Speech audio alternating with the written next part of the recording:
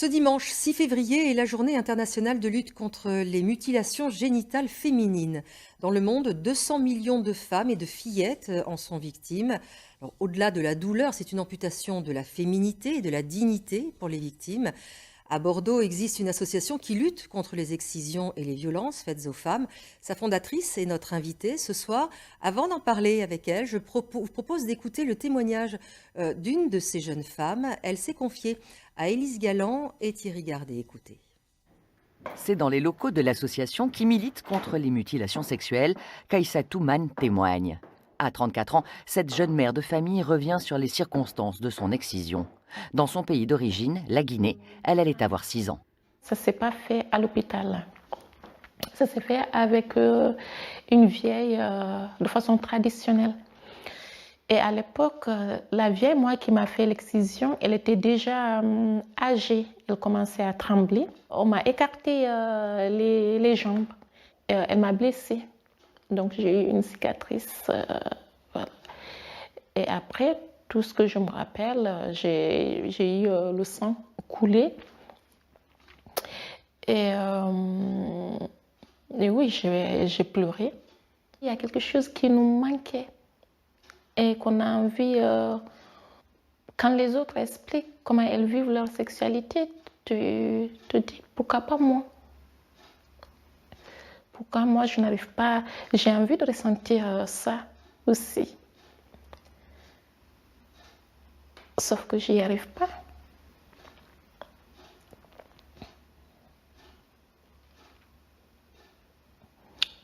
Donc,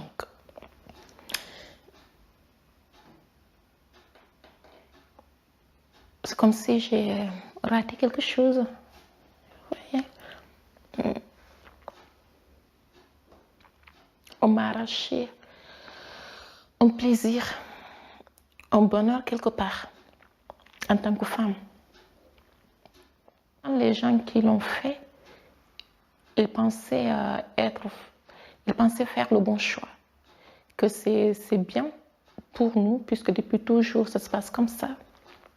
Il est temps qu'on s'éduque et sensibiliser pour ne pas que d'autres personnes le subissent. Il faut que ça s'arrête. Non seulement ça fait mal, ça laisse des séquelles. Il faut que ça s'arrête.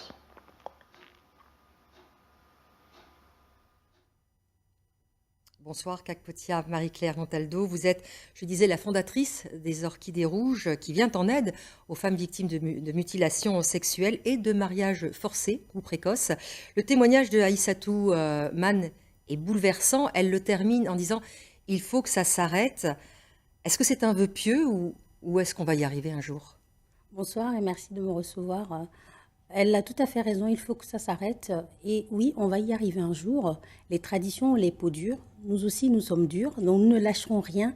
Et nous parviendrons un jour à vivre dans un monde où il y aura zéro mutilation sexuelle féminine. J'y crois. Chaque génération aura son rôle à jouer. Et j'espère vraiment que notre génération est la génération qui parviendra à mettre fin aux mutilations génitales féminines dans le monde. Je disais tout à l'heure, 200 millions de femmes sont excisées. Il y en existe quand même 125 000 en France. Ça semble énorme.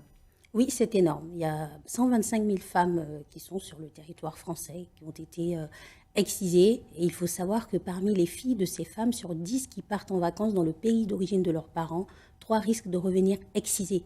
Donc la menace est présente aussi chez nous.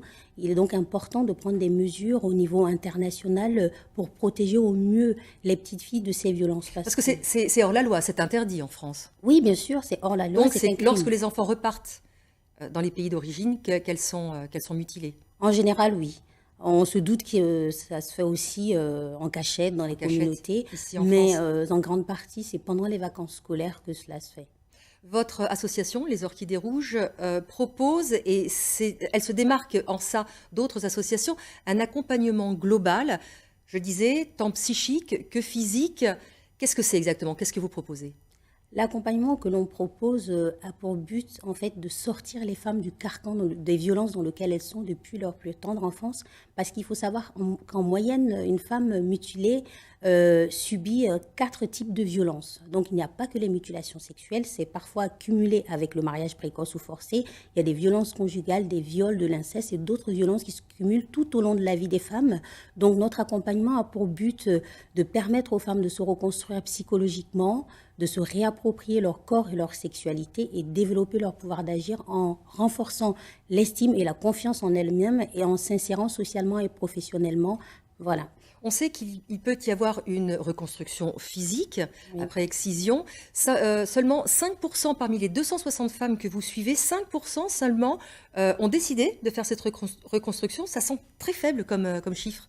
Oui, c'est très faible et ça montre aussi à quel point l'impact n'est pas que physique, parce que ces femmes, quand elles sont intégrées dans un parcours d'accompagnement global, elles abandonnent d'elles-mêmes l'idée de la chirurgie parce qu'elles s'aperçoivent que contrairement à ce qu'on leur a fait croire, elles peuvent avoir une vie sexuelle épanouissante, elles peuvent prendre le pouvoir sur leur existence et elles peuvent être des femmes résilientes. Merci infiniment, Madame Montaldo, d'être venue sur notre plateau pour l'existence de Les Orchidées Rouges. Merci infiniment.